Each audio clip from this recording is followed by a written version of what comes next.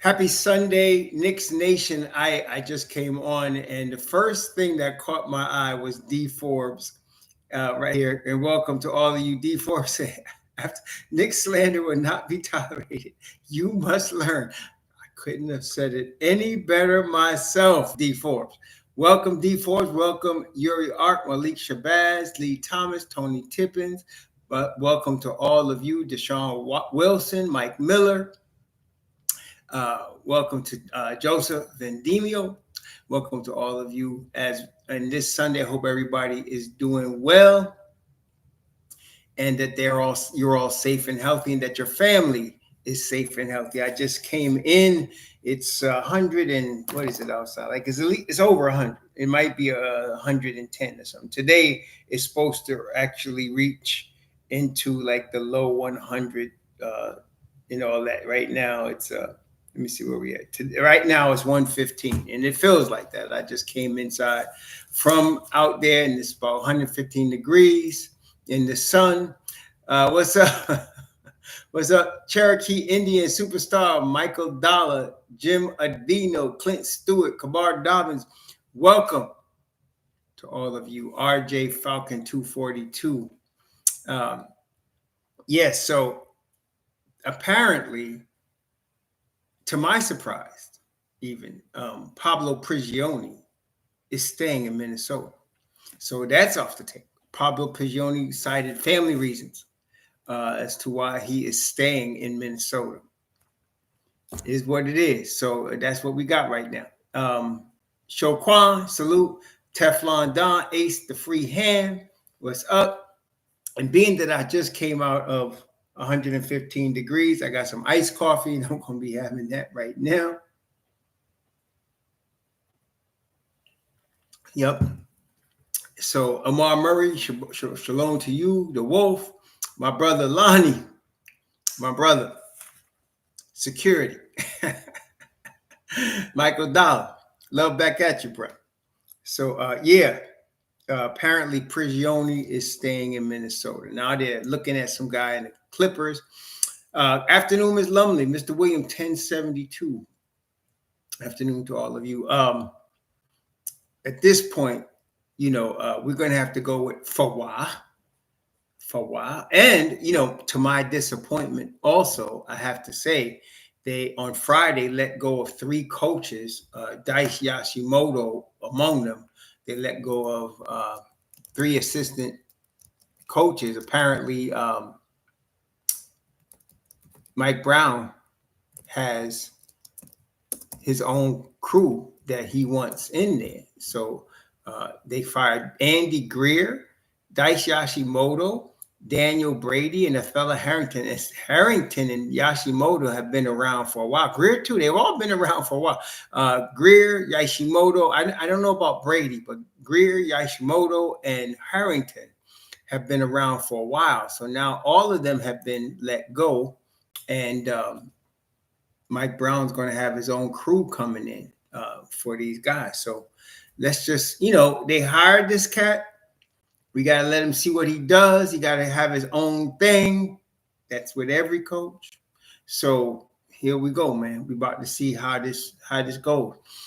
It's hard for me to actually gauge what Mike Brown is doing.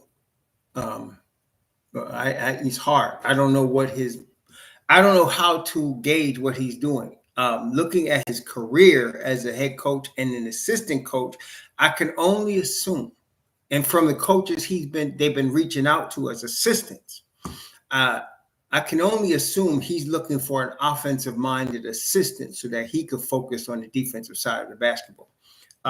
He's not stupid, so he obviously knows to win championships, you got to play defense. And so, to me, the drafting of Diawara was a sign of that because he brings in a defensive-minded wing at 6'8", 7-foot wingspan from France. He brings in a defensive-minded wing, and then they sit Hoop Porty in the last summer league game. They're focusing on defense. Well, Mike Brown is, as he should. So that is one sign that we're getting. But other than that, I don't know what to expect. I really don't know what to expect. I do know Mike Brown, the Knicks front office, everybody involved with the organization understand that the expectation this year is Eastern Conference Finals and to come out of the East into the finals. That's the expectation this year. I am with this team, with the talent they have, with the depth they have, with the East, a little weekend in Boston, a little weekend in Indiana. I'm expecting 58 wins. Now, some people expecting more, but I try to be conservative. On my last year, I expected 55. I think they got 51. So I'm looking at 58 wins for this year. Health is the biggest factor that's going to be in play for the Knicks. Health is the biggest factor. And yeah, that's what we're dealing with. Now, with respect to the announcement I made during the course of the week, I do see something big coming next summer.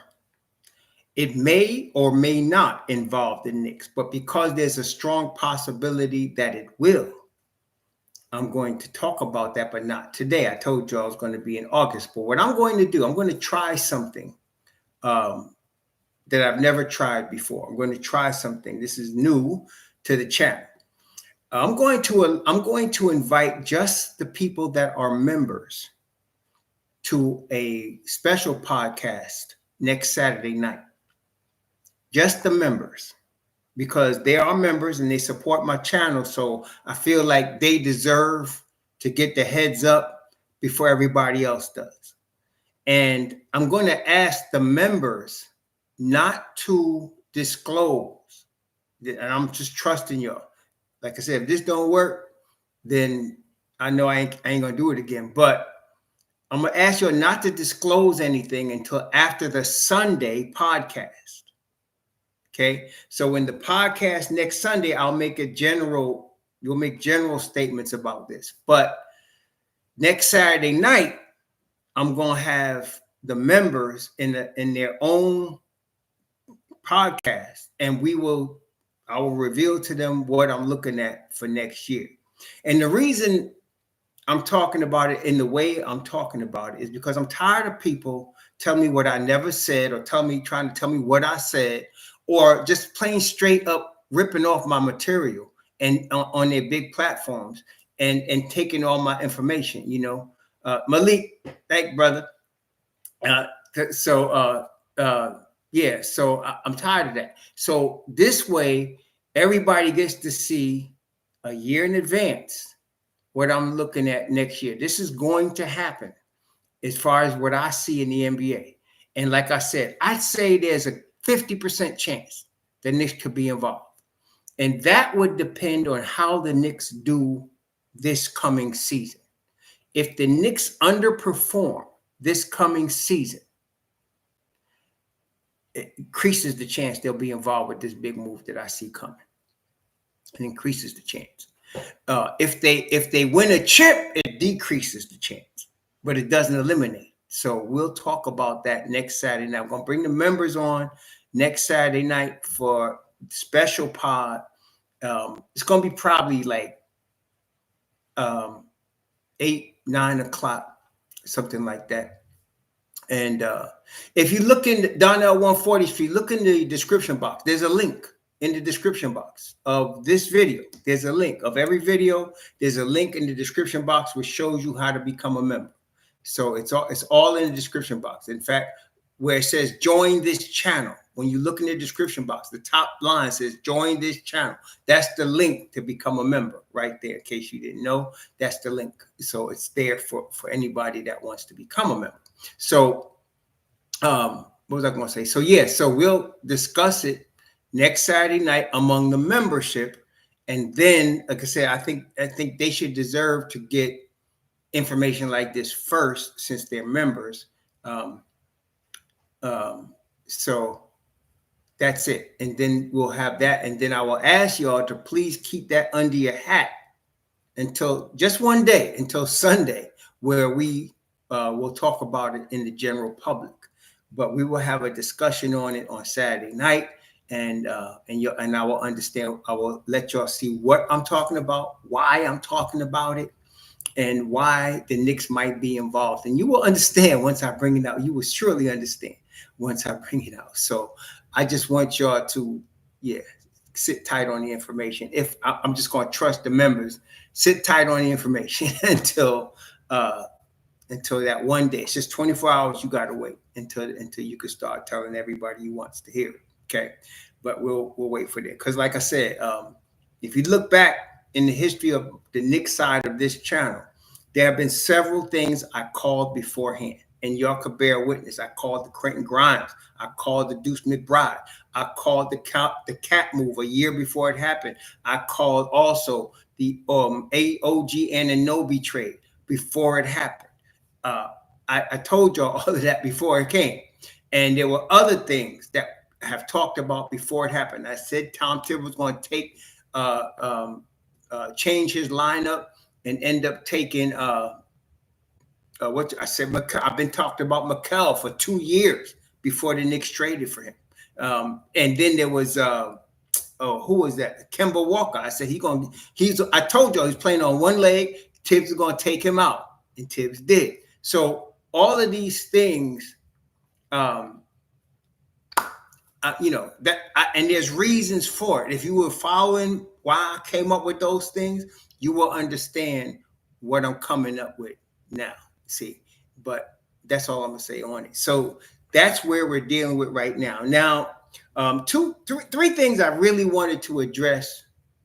No, I did not know they were going to fire Tibbs. In fact, I thought for sure they would not fire Tibbs. I did not call the firing of Tom Thibodeau, because anything I talk about is stuff that makes sense based on what they do or don't do, or what they have done during the course of the Don's tenure. So I did not call the firing of Tom Thibodeau. Really, who would have thought, really, except a hater, that they were going to fire Thibodeau after the Knicks was in the Eastern Conference Finals? I don't understand. I really still don't understand it. But because this is a Knicks channel and we for the Knicks, I'm going to always support what the Don does, even if I don't agree with it. And that's the difference between this channel and other channels. There are other people, they come on somebody and they'll say, I want to see this. And if they don't see it, they start acting like the Knicks made a mistake by not following what a fan wanted, which I find to be ludicrous. So I did not see the Tibbs firing coming. And I will freely admit when I seen some or when I didn't. I did not see the Tibbs firing coming at all. There was no way I thought they was going to fire. I was shocked. I thought somebody was joking when they told me they fired Tom Thibodeau. I couldn't believe it. Okay, I can understand why it happened. The way, especially the noise from Kyle Bridges about playing too many minutes. One thing I've noticed from Tibbs going all the way back to Chicago, he do not like when any player questions what he's doing. He does not handle that well. Okay, so, and he cannot, generally what will happen in those situations is he will ignore the player, just ignore them complete. But he couldn't do that with McCullar Bridges. So that I saw, but I didn't think. There was no way I was going to think that was going to be a firing based on that. I just didn't, and I didn't think really that Cat really was getting along with him. I never bought into Cat saying, I know what he said publicly, but I never bought into Cat being 100% on board with Tibbs. To me, Cat was 100% on board with New York. Okay, with New York. That's what I saw. Cat being 100% on board with New York, especially that his mother, may she rest in peace, his mother and his father, but his mother was really dreaming that one day he would play for the Knicks. So I could, and he, his mother passing away, I could see that. So I did not know. I had no idea that they were going to fire Tom Thibodeau. So yeah, I did not call that. I can't take credit for that. I did not call that, for sure.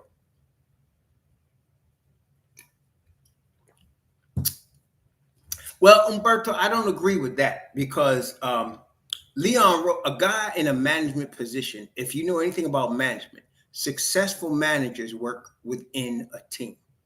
Successful managers are good at taking advice from people in their crew.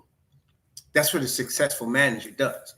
Part of being successful in management is having more than one, right? Collaboration. And to me, you don't become a successful agent like Leon Rose and you don't have a team of managers put together the way he put it together unless you're ready to collaborate. So no, I don't buy into that never being question crap from him. He has the final say right before the owner, right? So he'll bring his final say to the owner for the final sign off. But to me, you don't have a guy on your team like Worldwide West unless you're going to collaborate, because Worldwide West is going to have a say. Okay, there's no doubt about it. So that's all I'm saying. So yeah, I don't know where you're getting that. No, not with the Don. He's gonna have an inner sanctum. The thing that the inner sanctum has already shown us is they don't leak nothing. See, that's why when Bondi and Popper and all of these anal retentive cavities start telling you what they think the Knicks are going to do, you don't have to listen to that, because the inner sanctum of the Don ain't leaking nothing to nobody. So anybody telling you this is what's going to happen or this is what they said, nah, don't buy it. Like Kolek. I heard some idiot quote, I say he talked to some unnamed assistant coach, that Kolek is going to get time this year. You know, the summer didn't matter. Kolek's going to get time this year. To me, did y'all see? Okay, look. Did y'all see? All right, so Uri saw it, obviously, right? Do you know what that is? Do you want me to explain to you what that is? You should know what that is. Okay, wait. It's one of two things. Either it's a guy that's telling you what Coach Brown told him he's going to do, and I can't see that happening unless, and if it was, the guy would have been named. It wouldn't have been like an unnamed head coach, assistant coach. Number two, let me ask you this.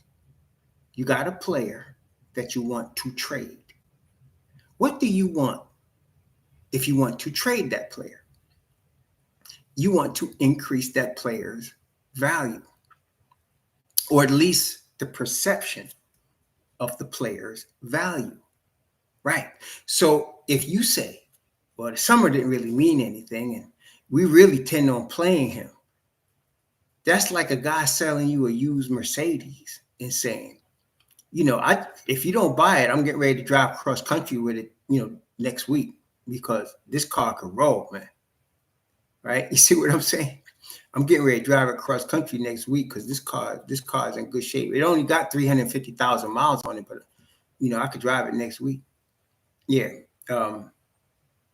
Yeah. But right. So that's what I'm saying. So I think, to me, all that meant was either he's going to get traded or Brown was leaking something, and I don't see him doing that. But like I said, I'm not real expert on Mike Brown like I was on Tom Thibodeau, because I was a Tom Thibodeau fan since Chicago. I've been liking Tom Thibodeau. I didn't even know him really on the Knicks. I knew he was on the bench, but I didn't pay attention to assistant coaching when he was on the bench for Jeff Van Gundy. I did know that he was the architect behind the Celtics defense that won the 2008 chip. So I knew that. And so I wasn't surprised at what I saw there in Chicago from him. And I've always been a fan of defensive-oriented coaches, always. I was very upset when the Knicks didn't give Don Chaney a full opportunity. That's why I dislike Isaiah Thomas. Isaiah Thomas has been known to power trip, and he fired Don Chaney, and Don Chaney didn't even get a full season to see what he could do with the defense. And Don Chaney always was the defensive architect for the Knicks a long time. So I've always favored defensive-oriented coaches. I've always favored defensive-oriented coaches. So that's why I knew about Tibbs. I never was a big fan of Mike Brown. I didn't like the way he handled LeBron in Cleveland. but he was under a lot of pressure. To me, it was more of his style to get fired at the Lakers like he did. But I got to trust the Don and Don's judgment. Like I said, this is a Knicks. I'm a Knicks fan first. So I trust the management, especially a management that, in my view, is the best managed front office that this team has ever had since I've been a fan, which is more than 50 years. This team has never had a front office this competent, this intelligent, this on the DL. So I'm not going to question this front office. Will they make mistakes? Yes, but I'm not one of these a-holes that's waiting around for them to make a mistake so I can call it out. To me, they got the toughest position in basketball, front office for the Knicks. Toughest, okay? Because you got ain't no media and ain't no fans all up in your grill all the time. And so that's why they keep that mess tight, and you will never hear them leak about nothing. Gershon, the Don, World Wide West, they ain't gonna say nothing. Okay, so yeah, that's why I'm saying. But I always respected Isaiah Thomas as a talent evaluator, no matter where he's been, Toronto, Indiana. He's always been the talent, and I trusted him with Eddie Curry. I was really surprised that Eddie Curry was a bust the way he was, because I trusted Isaiah. I didn't know he knew how to manage a team, but he knew talent. And I was very disappointed in Eddie Curry and all he paid to get Eddie Curry. So yeah, to me, he blew it. And the reason was because he could not handle power. It went to his head, okay, in my view. That's how they got Mark Aguirre in Detroit and traded Adrian Dantley. Some of y'all don't remember that, but they had Adrian Dantley in Detroit, and they were finally building a championship team. And because Isaiah wanted his boy from Chicago, Aguirre, and Aguirre was in Dallas, they traded AD, and AD White was mad because they was on the cusp, and they did win the chip. But AD was in Utah when they won the chip. Okay, so yeah, so that's what I'm saying. So that some of my feelings go back to that time with that. So anyway, with respect to Kolek, I want to see how this work out, because the dude can't pay no defense. And you're going to tell me that you're going to put him on the floor with Jordan Clarkson? I don't see it. That's all I'm saying. I don't see it. When I think about Kolek being on the floor with Jordan Clarkson, I'm thinking of Jose Calderon. I'm thinking of Jose Calderon and all of them cats like Jose Calderon that was just giving up the paint all the time, So that's all I'm saying. I can't see it. I mean, but so we'll see how this works out. Yeah, Alexis, Svet, all of them that couldn't play a lick of defense. That's what I'm talking about. So, and the thing is, you got to starting to protect the paint starts off at the point of attack. Okay. Yeah, he's going to score, but you better have some defenders out there. I'm with the Clarkson situation, but I can't see you putting him out there with another weak defender. I mean, that would be you asking to get scored on. Yeah. Yeah, to me, DeLon Wright, I agree with you, Cherokee. DeLon Wright does make a lot of sense. He makes a hell of a lot of sense. Vet, he will take the vet minimum. He will gladly take that spot that's not guaranteed to get any rotation minutes and be ready just in case he got to step in and start. That, to me, I can see that. He's past his prime, but he's good enough to come off the bench. I can see Shamet taking something where he's going to get some more rotation minutes somewhere. See, Shamet would be a third string two guard on the Knicks, right? So he's going to be behind McCullar and behind Jordan Clarkson. He's the third string two guard for the Knicks. So, if he could get a rotation position somewhere where he can play on the playoff team and get a rotation position, he probably would prefer that. So we'll have to see. We'll see. Nah, Shamet ain't signed with nobody yet. Him and DeLon Wright ain't signed with nobody yet. So they still waiting. Okay.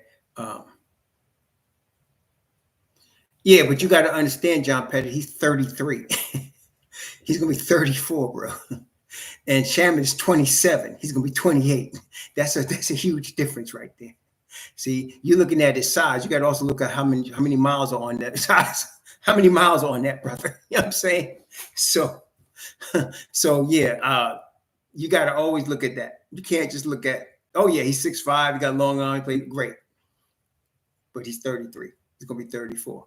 You know, it ain't like he's in his prime or any close to it. Shamet is in his prime. Yeah, yeah, but we'll see. We'll see. To me, the Knicks are in a great position either way, right? But also, I was very encouraged. I saw 2 different workout videos with Jalen Brunson.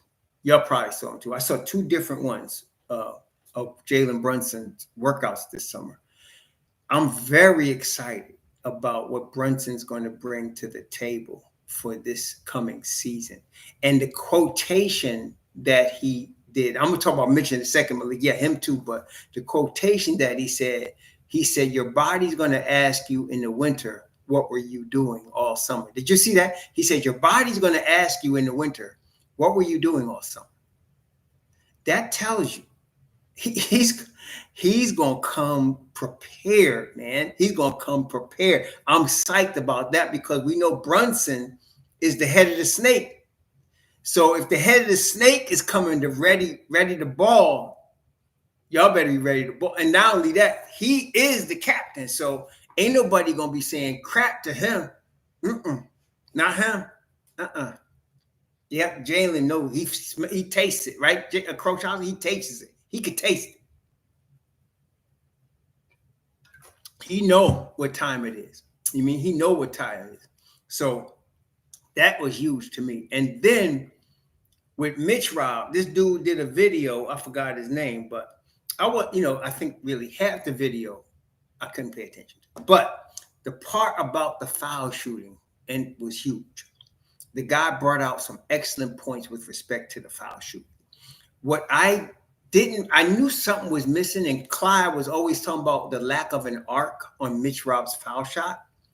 But I didn't equate it to the softness of the release, like this cat that did the video did. He equated it to the softness. I don't know, Guilford, honestly, I don't know the name of the guy. I don't know what the channel was, but y'all saw it. I'm sure y'all saw it. But it was the softness of the release.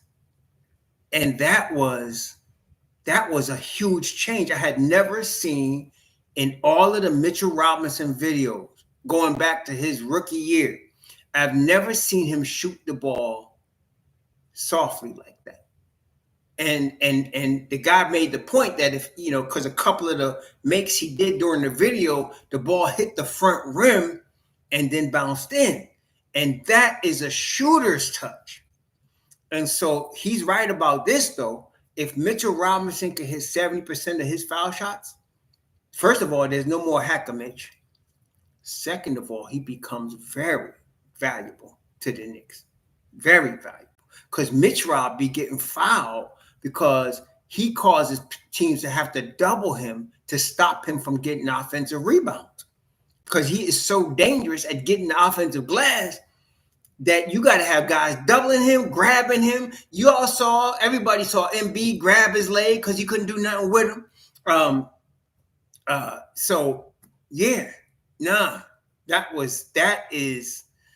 That will be a game changer. And the thing is, if you watch that video, you saw it, like some of y'all already seen it, but if he can hold that form, because there's going to be times where he's hitting everything and times where he's hitting nothing. Okay, so he's got to hold that form, discipline, hold that form. And that's where the shooting coach is coming. Hold the form. Don't worry about it. Just keep shooting it soft like you shooting it, it'll fall. He's got to believe that. If that's the case, that's going to be something else, y'all. Because you start him next to Cat, shit, man. You got something going on right now. You got something going on right there. Yep. So soft, that soft shot, it looked real. It was something I was excited watching. I was like, damn, look how he's shooting. His hands were so soft on the ball. The follow through was there, and the softness was there. Man. Oh man, I've been a big Mitch Rob fan from his rookie year. I was excited when they got him in the second round.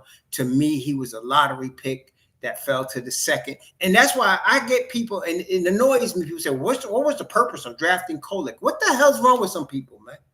What you mean, what was the purpose? As if they made a mistake. That's what dumb anal cavities want to do. Pick out the mistakes. What was the purpose of that? This was the purpose. Value. The Don is always looking for value. Okay? Always looking for value. That's what he's doing. So why was Kolek drafted? Because he was projected on all the mocks to be a first-round pick. He was in the 16 to 22 range on every mock. He was projected to be a number 1 pick in a first round. Okay? So when he fell to the second round, you got a guy that by all accounts was a first round talent that you now could pay second round money to. That's called value. And even if Kolek ends up being a bust, and I'm not saying he is or he isn't, but what I'm saying is, so the Knicks pay $6.5 million guaranteed over 3 seasons for a bust. Okay. Anybody in the top 10 or 15 that busts, and I'm going to tell you, there's at least 2 players in every draft that get drafted in the top 15, at least 2, probably more, that end up being bust, at least 2. So you're talking about, you're guaranteeing somebody between $20 and $50 million, and you're going to lose your money because they ain't going to work out. I'd rather pay $6.5 million. Okay. I'd rather pay $6.5 million. Period. That was no brainer to me to draft him in the second round. No brainer. Because you're trying to get value. And if you look up and down the roster, since the Don has been the Don here, that's all they're getting is value, man. They're getting value for everybody. Even the 5 picks, they supposedly gave up for McCullar Bridges, they weren't 5 picks the Knicks were going to use.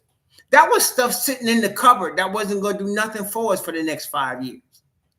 So, and my man Hart said it right. That, that's for just some junior high kid years from now. We trying to win this chip now. So that wasn't nothing to be getting McCullar Bridges. Okay, that wasn't nothing.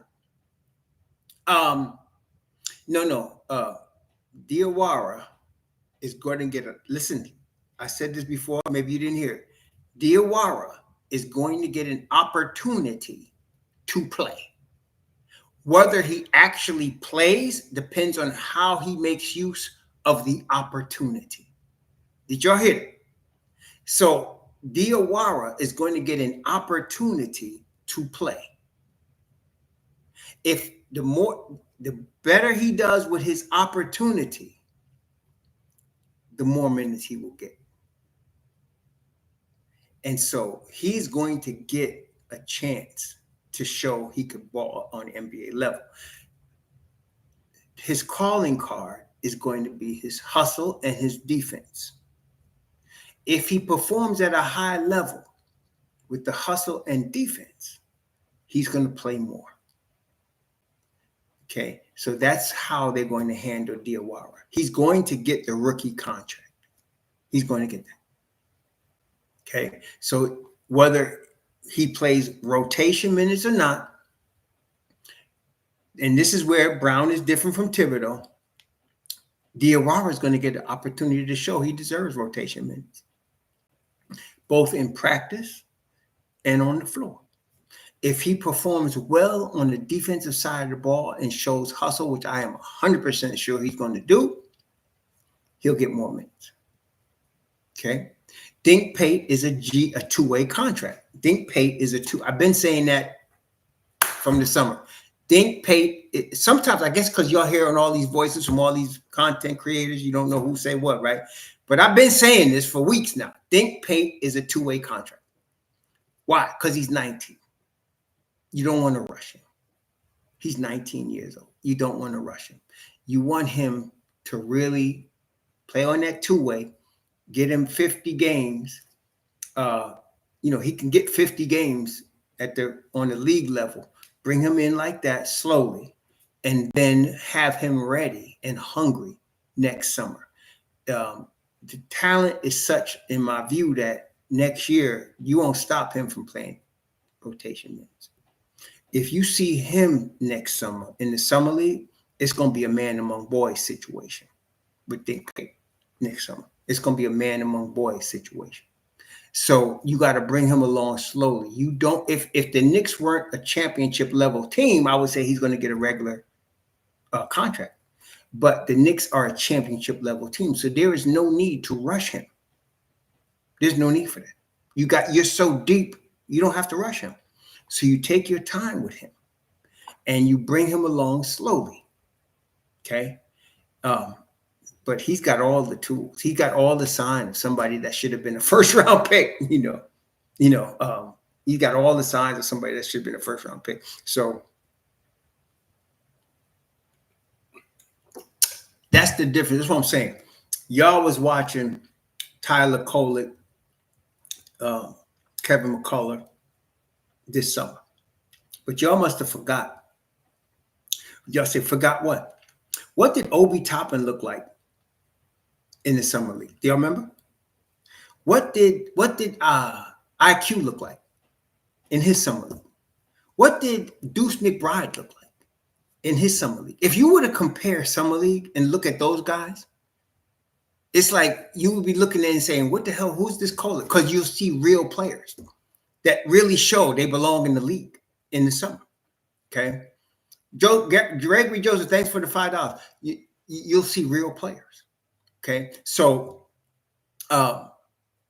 next summer, you're going to see a real player.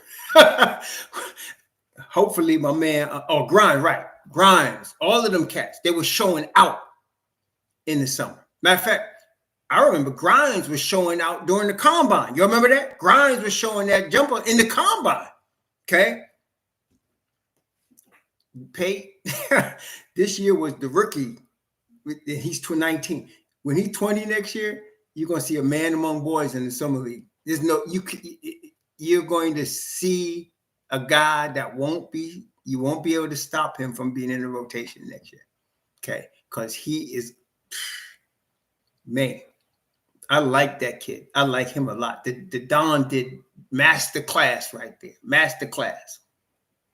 Hey, what's up, Chauncey Beckett? Master class in getting Dink Pate. So I would just take my time with him. I don't need to rush him. I got him in my two-way deal, and I got control of him, so he's mine. I ain't got to worry about losing him. And then I develop him over the G League, let him dominate G League, which I figure like he's going to do. Y'all remember what Deuce did to the G League? Deuce was averaging 29 and 12. And y'all remember that? Deuce was averaging. When Deuce played G League, and he would play G League with Jericho Sims, they were dominating G League. Okay. One time, I think he dropped 40 in the G League, I think, right? He was dominating G League. Okay. But he couldn't crack the rotation because that's how Tibbs did things. But now Deuce is a permanent fixture in the rotation. So here, I'm expecting Dink to dominate G League also. And the more the season of the G League goes along, the more confident the young man's going to get. And I'm expecting him to come into next summer league kicking behind and taking names. Okay. And when he does, they're going to have to make some room for him. Okay. They're going to have to make some room. Yeah, right. Coach House, right. He can't shoot. Okay. That's the thing that kills me. People keep, and I started to delete some of these anal cavities from my channel. Look, somebody said, Kolek is not an NBA player. And I said, wait a minute, how could you say that? Teams do not give people roster spots and guaranteed contracts unless they're NBA players. Once you sign a guaranteed contract in the NBA, you are officially an NBA player. This is no theory. People get caught up in their favorite theories and think that supersedes reality. Deuce is not a point guard. Oh, he's only been playing point guard for the Knicks for 4 years now. That's all. He's been playing point guard for the Knicks for 4 seasons. What do you mean he's not a point guard?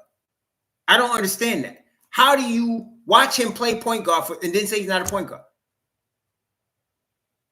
That makes no sense to me. Okay, it's like if a dude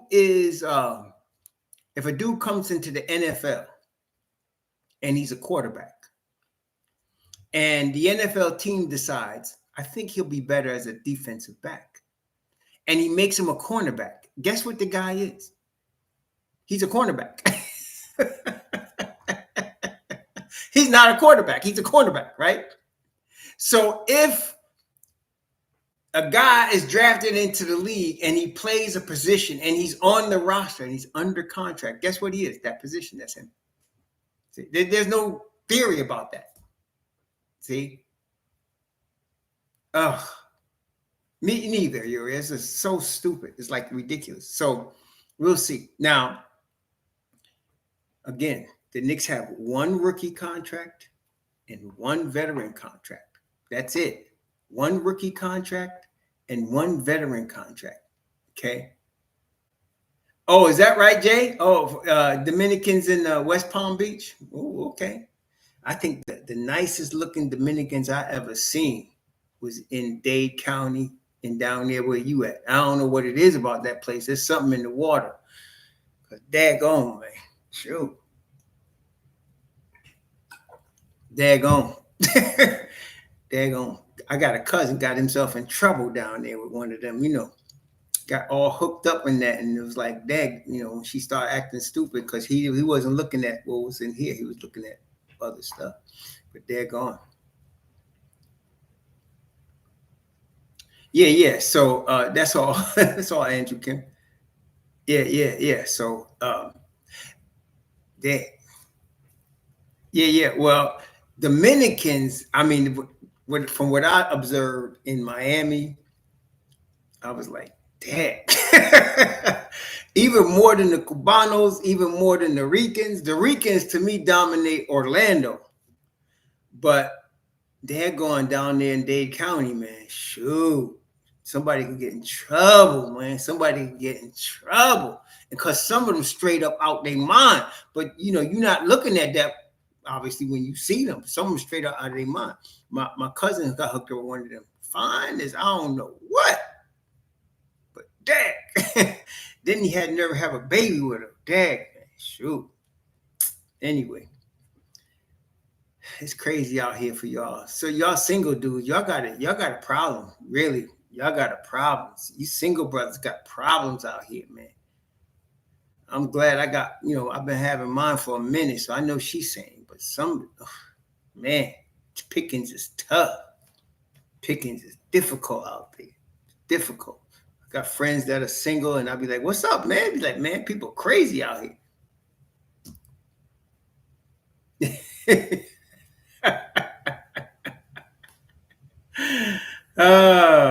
Yeah. So yes, I'm glad I ain't in that. I ain't in your spot.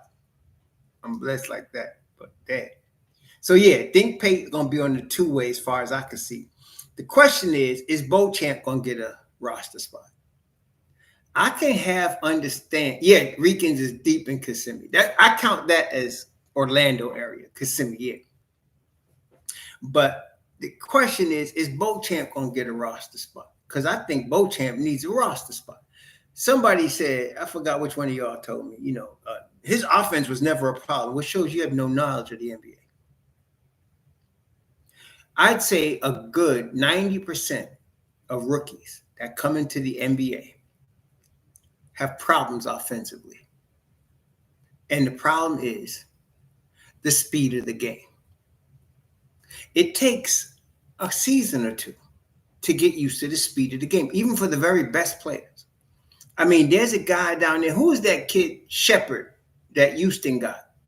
That boy's a straight-up sharpshooter. But even he had to adjust his rookie year to the speed of the game. Some guys adjust quicker than others. It took Devin Booker 2 seasons to adjust. Devin Booker, one of the greatest shooters you ain't seen yet. It took him a couple of seasons to adjust to the speed of the game. And so Beauchamp comes into the league, and he's not no sharp eye shooter from when he kicked from the get-go. So it takes him a couple of seasons. What the Knicks did in picking him up now is they got the kid when the game slowed down for him. That's the biggest thing. That's another value signing. So the Knicks get Beauchamp right on time when the game is slowed down for him. So I did see Yabu on Roommates. That was cool. It seemed to me he was trying his best to appease the two brothers. What y'all think? It looked like he was trying his best. Oh, that's great. I want to eat that pizza. So I'm going to go to Philly and buy the pizza.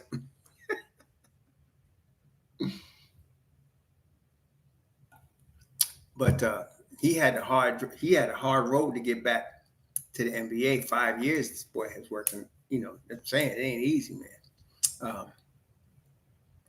Well, it's not just that Ronnie Fowler. He's always bent his knees. What it is the touch. It's the softness of the release that's different to me with Mitchell Robinson. The softness of the release. He was going like this instead of softer. That's the difference, man. That soft release with his hands. I think we might have something on that. Yeah, I like Yabu. One thing, what do y'all think? I think Yabu is going to be a fan favorite because why? Every night he's going to bring 100%. Every night you're going to get Yabu diving on the floor. Every night he's going to be running. Every night he's going to be hitting boards. Every night he's going to be being physical. He's going to give you the Josh Hart, Charlie hustle every single night. How tall is he? How tall is he? He's about 6'8", 6'9". Yabu, right? He's about 6'8", right? Yabusele, let me just check that. 6'8". They got him listed as 6'8" on BSPN. Yeah, they got him listed on 6'8". So he's 6'8". He's gonna be throwing his weight around. Yeah, I think John Pettit, if that video is any indication, I think we're going to see some. I think I'm going to say conservatively, I think he could get to between 60 and 65% this year on his free throws, which would be huge upside for him. If he can get 65% on his free throws, and don't let him get 70, because if he does, it's a wrap. If Mitch Rob gets 70% of his free throws, it's a wrap. It's a wrap. That's what I'm saying. It's a wrap. You know how many times he goes up and gets fouled? They can't do nothing with him on offensive glass. And if he gets that ball on the low block and goes to flush it, you know how many times he gets fouled? Yeah. So, yeah.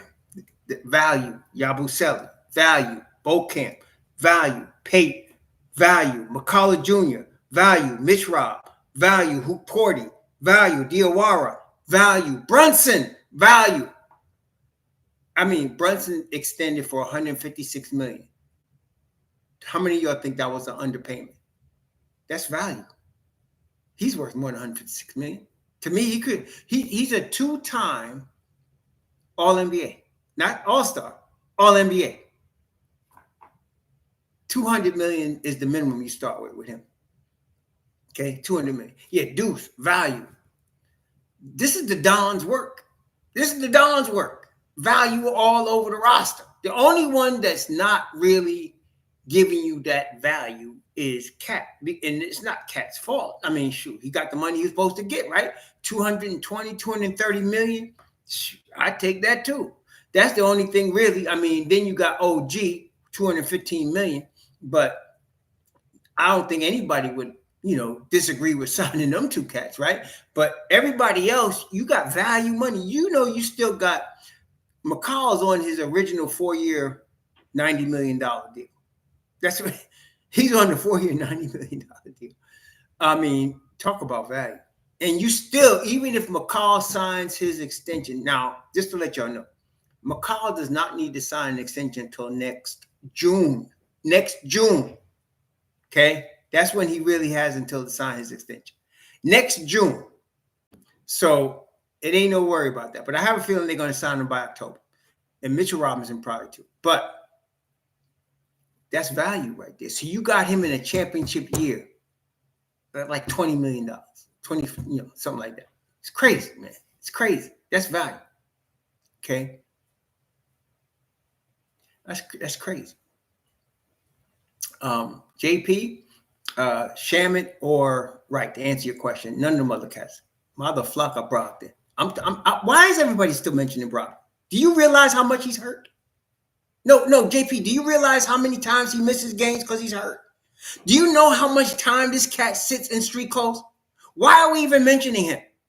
See, this is the thing. What do you think? You're getting the Brogdon that was 6th man of the year in Boston? No, that guy's gone. What you're getting is an ambulance and crutches. That's what you get. Brogdon is chairman of the board of the Anthony Ambulance School of Unavailability. Why would anybody want him? I don't understand that. I don't get it.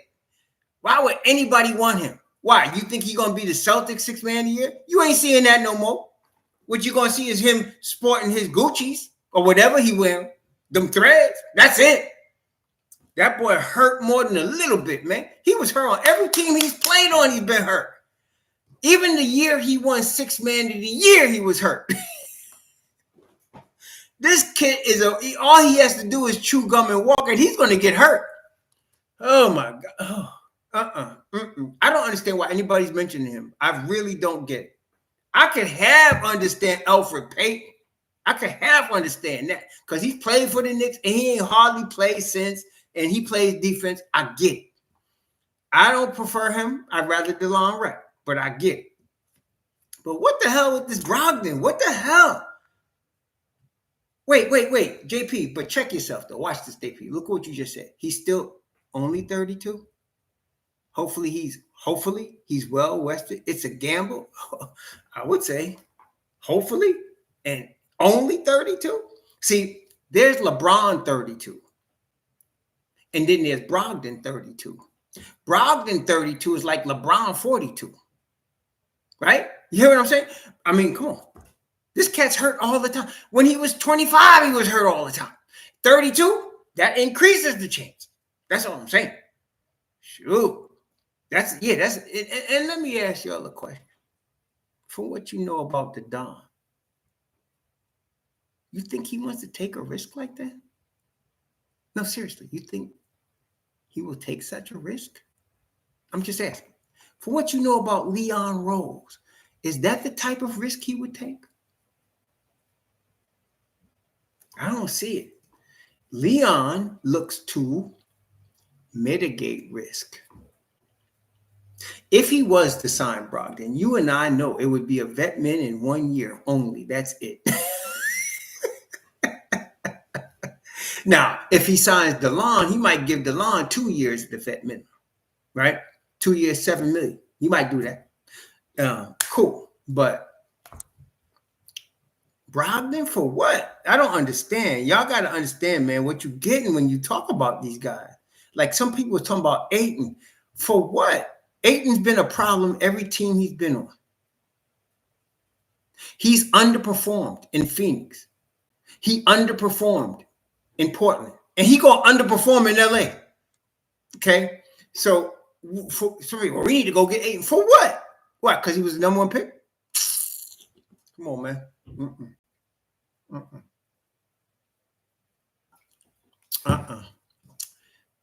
No joke, though. No joke. The best ability is availability. That ain't no joke. The best ability is availability. You can be all-world. Anthony Davis is all-world talent. I don't think anybody would deny that AD is all-world talent. As far as talent is concerned, there's very few players on the planet that possess the things that Anthony Davis can do on the basketball floor. There's very few players on the talent that has that kind of talent. Can score from the 3 on 3 levels. 6'11", can play the 5, can play the 4, can dominate the boards, can dominate on defense. There's nothing he can't do with a basketball except stay healthy. If he's in his living room, he might bump into the table and mess his shin up and be out 6 months. And then he recovers from the shin, and he's on his way to warm up, and the floor he slips a little bit on the floor, pulls his hamstring. He's out another 3 months. He's like a Jaguar I once owned. When the car was running, it was black on black. It was sweet. The car was sweet. But most of the time, I'm paying thousands of dollars for it to get fixed. Most of the time. That's Anthony Davis. That's all I'm saying. So, you get disappointed by a guy too many times. I mean, look at Frank Nitti, right? I mean, Frank Nitti, I had high hopes of Frank Nitti. I love Frank Nitti coming out of France.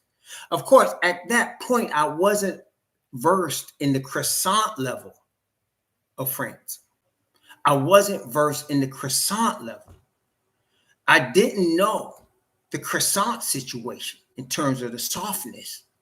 Frank Nitti, tall, handsome young man. Apparently, he came to New York and exercised his right as a handsome young man and ended up being chairman of the board of the Anthony Ambulance School in the groin division.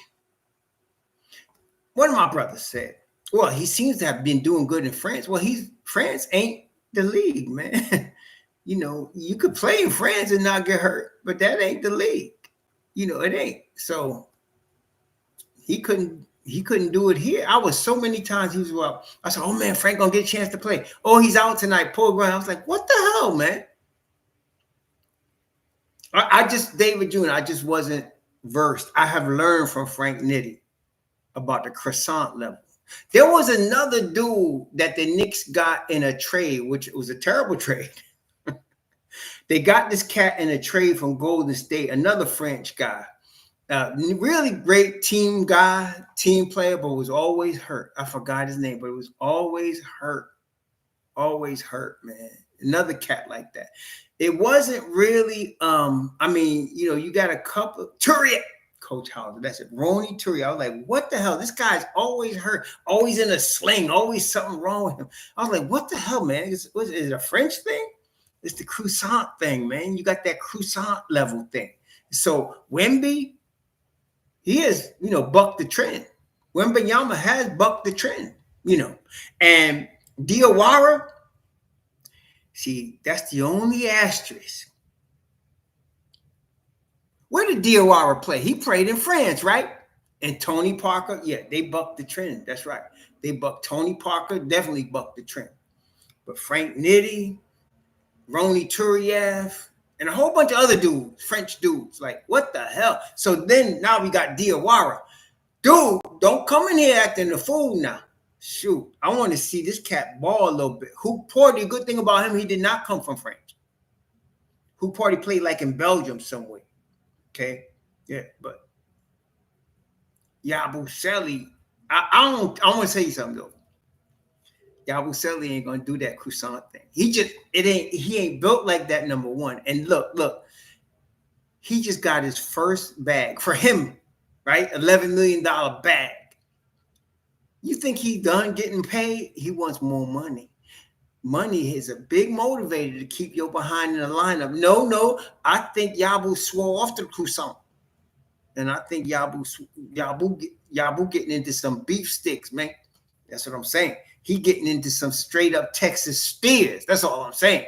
So, yeah, I think I'll be surprised if we see him in the Anthony Ambulance School. I'll be surprised. Mm-hmm. Homie is on the beef stick. He's on the ribeye stick. Yeah. He gonna be beef stew type situation. Yeah, he gonna be beef stew type situation.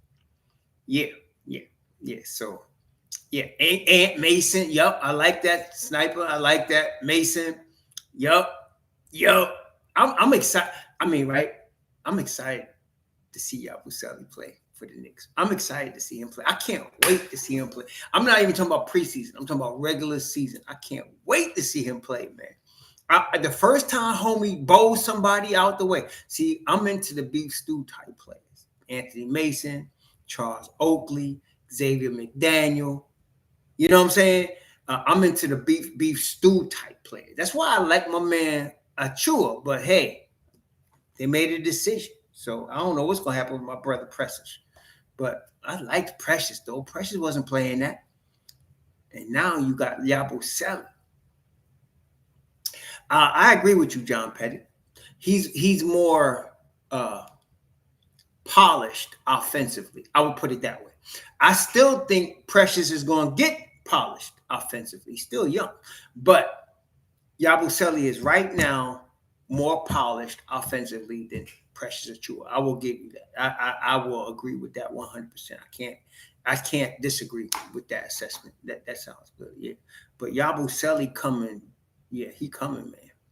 Yeah. Coop Porty did get hurt last year though. He gonna have to prove he can stay healthy. He gonna get the chance though. He gonna get the chance. So we're gonna see how this work out. I love our team this year, man. And listen, y'all, don't start tripping when they lose 2 in a row. Don't do that. Okay? It's a long season. If they lose 3 in a row, it's okay. I don't expect them to ever lose 3 in a row this year. I don't really. But 2 in a row, every team goes through that. That's gonna happen. Okay. Even the 72 win Bulls and the Golden State, they lost 2 in a row a couple of times. So don't worry, it happens. 82-game season, they're gonna lose some games. But most of the time, we're gonna be a very proud fan base of the product we see on the floor. Very proud fan base. Well, Javon is Mike Brown's a defensive coordinator. He's looking for an offensive coordinator. He's the defensive coordinator. Mike Brown's going to be the defensive guy. He's looking for an offensive guy. We got this cat Fawah, but he's looking, and I got a feeling since they done let go of all our boys, they let go of Andy Greer, Dice Yoshimoto, and Othello Harrington. Well, they're going, he better have somebody he bringing in here. Shoot, better have somebody. Because Jenkins wouldn't want that, Andrew Kim. It's not like the Knicks have a choice. Jenkins don't want that. Jenkins wants to run a show. Do you realize Jenkins is still getting paid from the Grizzlies? And until he gets what he wants, what the hell? He don't want to be nobody's assistant. Jenkins wants to run the show. Neither can I blame him for this. But no. It ain't like they can just say, oh, let's bring Jenkins in. Jenkins got to have a say in that, Jenkins has a say in it. Yeah, so Yeah, rest in peace, Malcolm Jamal. Rest in peace, bro. And that's all I'm going to say on that. Well, one more thing. I don't think it was no accident. I'm going to leave it at that. Call me a conspiracy theorist if you want to. But I don't think that was no accident. I'll say that. Anyway, Diawara's going to get a chance to ball. Hoop Porty's going to get a chance to ball. I hope Beauchamp gets a spot, man. I'm looking for Beauchamp. Can you imagine? You got McCall Bridges, OG Anunoby, right? Now you're going to bring Deuce off the bench. Deuce is going to play both the point and the off guard spot. Okay, he's going to play both of them. Then you got Beauchamp you could bring in and lock up people. They're going. I'm psyched, man. And then you got Josh still. Then you got Yabusele. Yabu ready to come in and do business. Man, please, man. Yeah, I know, Cherokee. I think there's more to this. My policy, it's just me. The media is always 100% of the time lying to us. 100% of the time. Nothing they report is exactly as they reported. There's always some angle that they're not showing us. And so just from media reporting stuff, I never buy. I never buy anything they report on face value. Never. Yeah. So, So I'm just saying. That's all I'm saying. We weren't there. We don't know what happened. They can report it any kind of way they want. Right? Isn't that right? Unless we were there, they can report it any kind of way they want to. We don't know. We don't know where he really was or what really happened. Right? So anyway, that's all I'm going to say. Well, Jersey Shore 74, I wouldn't say cheerleader. He has been training Jalen Brunson since Jalen Brunson was old enough to hold a basketball. And I think he's going to continue to do that. so that Jalen Brunson has his own personal coach in his father, Rick Brunson. And that's very important for the Knicks. His own personal coach is Rick Brunson.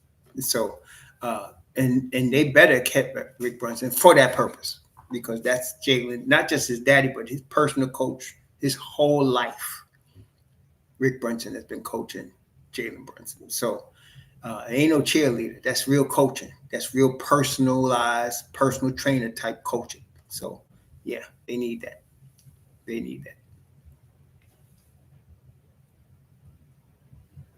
Yeah, Lonnie, that's what I'm saying. I never believe the media. I'm just one of these people, never believe the media. So anyway, yeah, is what it is, man. Is what it is. So we're going to find out, hopefully before the end of August, who the Knicks sign with that veteran contract they have open. And I agree with a couple of y'all have said already. To me, the best candidate, really the best fit, is DeLon Wright. I think that's the best fit, DeLon Wright. The best value. Shamet is a great fit. I really think so, but I don't think Shamet wants to be a third string two guard, even if it is a championship team. I don't think, and to me, it would fit for him to be a think about this.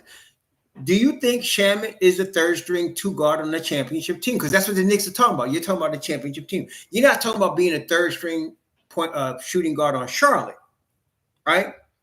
You're talking about him being the third string two guard on a team that could go to the chip. I can see that. I can see that. That makes sense to me. He's going to want more, and I can understand that. I'm not going to be against the brother if he wants more time. I can understand that.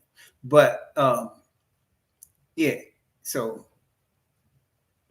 no, Shamet ain't scared of none. Shamet could ball. But like I said, you're not going to play him in front of McCullar Bridges, and you're not going to play him in front of Jordan Clarkson. Okay. So so I don't foresee, it's hard. I want Shamet back. I do, but I can understand if he doesn't come back. I'm not going to be like surprised that he doesn't come back. I want Shamet back. I think Shamet will help the Knicks a lot. Not only that, I know McCall don't miss no time, but suppose you want McCall at the 3, you could bring Shamet in at the 2. You could bring McCall in and bring Jordan Clarkson in and then bring Shamet in too. You could do all. And if one of them twists an ankle, like not McCall, but let's say Jordan Clarkson twists an ankle and he's out 2 games, you got Shamet. You got Shamet. Now, Derek White is a starter, Gumby. He can't be our Derek White. Derek White is a starter. He can't be our Derek White. No. He can be maybe Peyton Pritchard. Maybe if he's coming off the bench first, but I don't think he's going to be that either. Jordan Clarkson is going to be Peyton Pritchard. So he's not our Derek White. Yeah, right. Well, Beauchamp is on a 2-way contract right now. So he's already on the team. Beauchamp is on the team. The question is, he's going to get a regular roster spot. That's the question. So Beauchamp is already on the New York Knicks. He ain't going nowhere. He's on a 2-way contract. They control his rights. So they own him. Question is he going to get a regular contract? Okay. To me, my heart and my head say he should have a roster spot. He's an NBA player that's going to help the Knicks win basketball games. So to me, I'd like to see the young man get a roster spot. See, I'm looking at it like this, and some of you already know what I'm about to say. You're talking about Tyler Kolek, MarJon Beauchamp, Kevin McCullar, Anton Watson, right? Who am I missing? Dink Pate, right? So of all of those players, let's look at it. So you got Dink Pate, Kevin McCullar, MarJon Beauchamp, Tyler Kolek. Who's most NBA ready? Well, no. Who's the least NBA ready? Who's the least ready for a rotation spot between Tyler Kolek, MarJon Beauchamp, Dink Pate, Kevin McCullar, Anton Watson? I think there's no question Kolek's the least ready for NBA rotation right now on the championship team. We're talking about championship team. But again, we're not talking about the Charlotte Hornets. We're talking about championship team. So if he's the least ready, what are you going to do with these guys that are more ready? You know what I'm saying? So Beauchamp is ready. Pate is even ready, but you're going to bring, like I said, I'm bringing him along slow. That's my guy in the garage that I'm going to break out next summer. But McCullar, Diawara, I want one of these guys to have a spot, man. And my man's taking up a spot on one of these cats. So we'll see.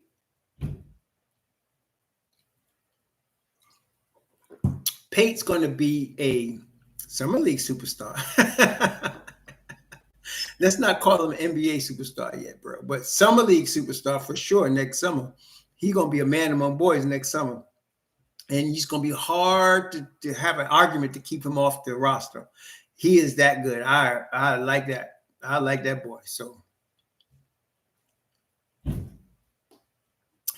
honestly, I'd like to see Tyler Kolek get a shot on a team like the Nets, honestly. You know who Tyler Kolek reminds me of? Seriously? Jeremy Lin. To me, Tyler Kolek is Jeremy Lin. That's what I see. And so Jeremy Lin was an NBA player. And I think Tyler Kolek's an NBA player. And I think you could see a run like that from him on the right team. But not on the Knicks. The Knicks are a championship level team. Okay? Championship level team. Okay? So I don't see him as a rotation player on the Knicks. He's just no defense, no bueno. But on the Nets, on Charlotte, yeah, I could see that. You put him on them team, let him ball, man.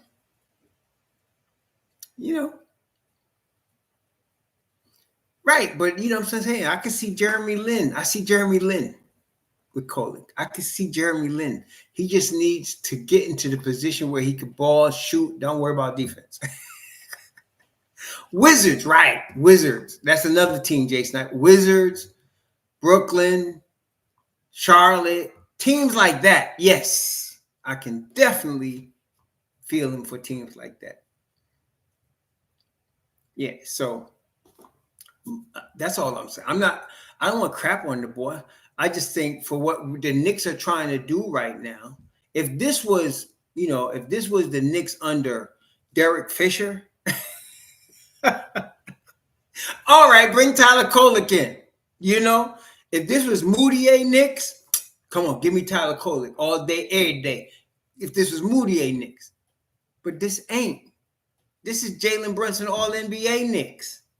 This is Karl-Anthony Towns All-NBA Knicks. This is OG Knicks. Mitch Rob. You can't just bring this boy in here like that. Right. He's a Court Rambis team. Okay. Bring in Tyler Kolek. See what he got. Let's take a game. But this ain't that team, man. We championship team level. We talking with the big boys right now. We peeing in the weeds with the big dogs. You know what I'm saying? We ain't out here trying to scrape. The Knicks peeing in the weeds with the big dogs, man. So you can't bring this boy in here like that. Yes, right. Jeremy Lin had no D. Guess what? Tyler Kolek ain't got none either. That's all I'm saying. Oh no, Gumby. There's a boy down there, a Boricua down there, from New York. No, you talking about Alvarado. No, you're not getting Tyler Kolek down there. You got Alvarado down there. Oh hell no.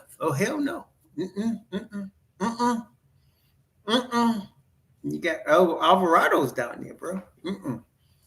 That boy that scraped and fought. Tyler Kolek be running into a buzzsaw. He come down there trying to threaten Alvarado's spot. Oh hell. Is he from Queens? Alvarado's from Queens? I thought he was from the Bronx. Alvarado's from Queens, Andrew? I thought he was from the Bronx. Where did he play basketball? Was it Marist? Manhattan? Where did Alvarado play ball? Now you got me. Where is he from? I'm going to look him up now. Let me see. Let me see. Jose Alvarado, right? Let's see. Alvarado is a point guard, New Orleans. Oh, he went to Georgia Tech. This boy didn't go to no. He didn't go to no Marist or no Manhattan College. This boy went to G Tech. Yeah, he went to G Tech, man. He is from Queens, New York. They got a list of Christ the King in Queens. Christ the King. He went to Christ the King, and I don't know if that's where he was born and raised, but he played his basketball in high school at Christ the King in Queens. So somebody said Queens, you win the prize. Yeah, big up to Queens. He win the prize. He's out there, Christ the King in Queens. Then he ended up going to G Tech, which ain't no small feat either. So Alvarado earned his stripes, man. Yeah, so yeah. Now he's down there with Zion in them. He ain't playing. He's trying to get this money. Yeah, so we'll see what they do with Mr. Kolek. We'll see how they're gonna handle this. Because really, if they felt to me that Kolek was NBA ready in terms of both sides of the ball, I would think they wouldn't need to sign another veteran point guard, right? Because you know what I'm saying. So they wouldn't need to sign another veteran point guard if Tyler Kolek was ready. They wouldn't even be looking at it. Why? You know what I'm saying? If Tyler Kolek, let's say, was as good as Wright, they wouldn't need to sign anybody else. They bring Beauchamp onto regular roster and keep on going with life. You know what I mean? But for them to be looking at Shamet and Wright, that tells you they're not quite confident in young Mr. Kolek and stepping in there. So Derek Favors was from Kentucky, not Georgia Tech. Gumby? Yeah, I think he was from Kentucky. Derek Favors. I think he come out of John Calipari's Kentucky crew. You know, so we'll see. It's going to be interesting to see how our New York Knicks do this thing, man. Yeah, so let's see how this goes. Wait, now you're gonna have me look. Alvarado's from Georgia Tech, but Derek Favors, I could have swore he was a Kentucky guy. Let me see. You're right. He went to Georgia Tech. Oh, I'm wrong. I thought he was. I could have sworn Derek Favors was a Kentucky guy, but nope. Y'all are correct. Derek Favors came out of Georgia Tech. Yeah, you're right. I was wrong about that. Thanks for the correction. Gumby was right. He's from Georgia Tech. All right. GT. Building Box. Clint Stewart. Gumby. Y'all got that right. I was wrong. I have no problem. Right. Boogie Cousins. Right. You're right. That's right. Boogie Cousins was Kentucky. Yeah. Yes, you're right. You're right about that. I didn't know he played with Iman Shumpert. Okay, that makes sense. Wow. Okay. Y'all giving me some information. I appreciate the knowledge. I'm growing in knowledge now, listening to you Knicks fans. I'm growing in knowledge. That's a scary thing, y'all. Scary. Growing in knowledge, listening to y'all. Look at that. Derek Favors GT with Iman Shumpert. Wow. I could tell you, Alvarado ain't played with no Favors, though, right? Y'all know that. Oh, Glenn Rice Jr.? Okay. Glenn Rice Sr., I definitely know was Michigan. Definitely. He won chip with Michigan, 89. Yeah. Okay. Yeah, I didn't know that. For some reason, I had Derek Favors with Kentucky. The real t-shirt. Y'all crazy, man. So I'm going to be putting out the video next Saturday night. It's going to be late, between 8 and 9, which is late for me. But between 8 and 9 o'clock in the evening, next Saturday night, we're going to have a members only pod. And we're going to talk about 2026, which is going to be major. We'll talk about that. Uh, salute to the chat. Yep, that's right. Thank you, President. Salute to the chat. So yeah, I'm picking up my daughter in about an hour from the airport. My baby's coming to see her parents, and it could be a blockbuster, Coach Hauser. It may not be, but it's going to be big. I can guarantee you that it's going to be big. I hear you, Ernest. Cameron said, just sign him and we set in New York. Just sign him.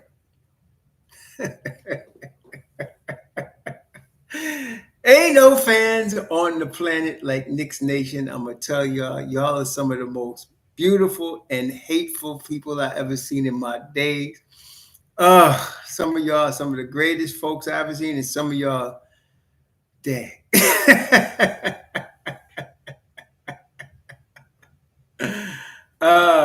What movie you talking about? You mean we talk about next week, Cherokee? Oh, well, this is one of these situations where it doesn't matter whether I favor it or not. It's just something I see coming. It's going to happen whether I like it or not. It's one of them situations. It's going to happen. Whether the Knicks are involved, we'll talk about it. But like I said, depending on how they perform this season, that would depend. That would either decrease or increase the chance that they're involved with this move that is definitely coming next summer. Definitely coming. So we'll see. I will, sister. It wasn't the daughter you met, Lonnie. It was my other daughter. You never met my youngest one.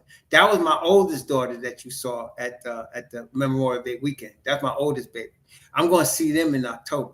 But my youngest daughter is coming here now. That's the baby of the family. That's my baby that I keep my gun locked and loaded for.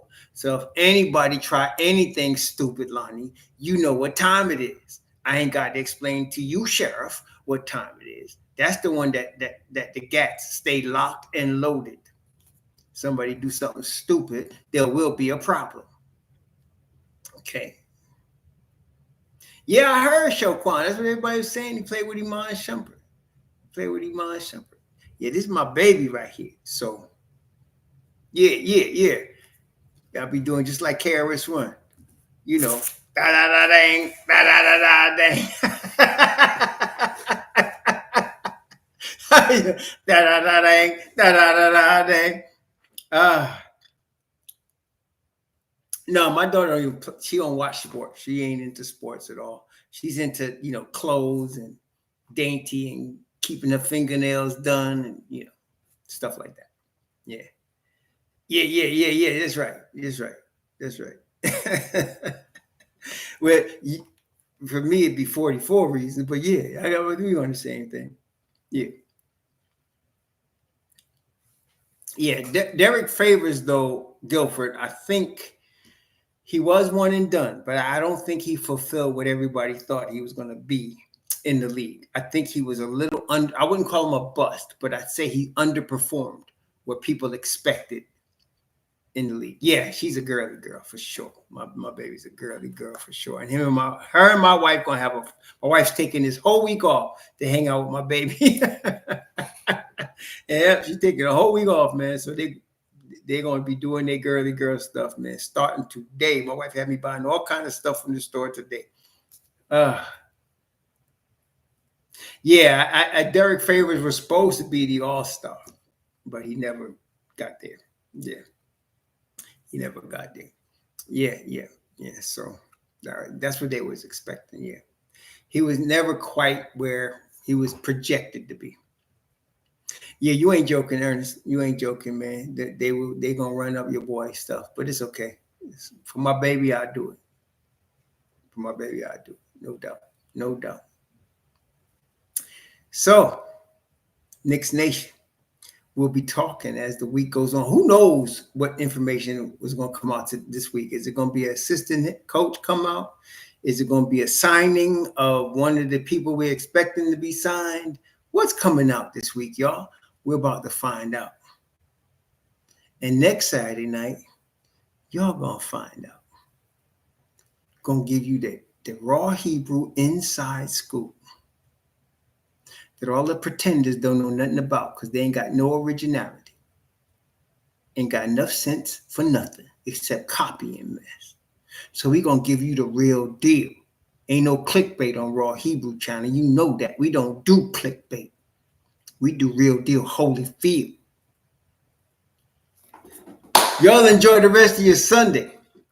We'll be back. Yeah, it's all right, Gopher. We'll be all right.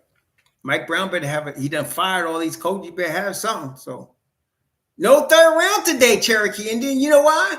Because the fan base that comes to this channel have learned. Yes, indeed. Please enjoy the rest of your Sunday and your weekend. Please be safe out there. Sure.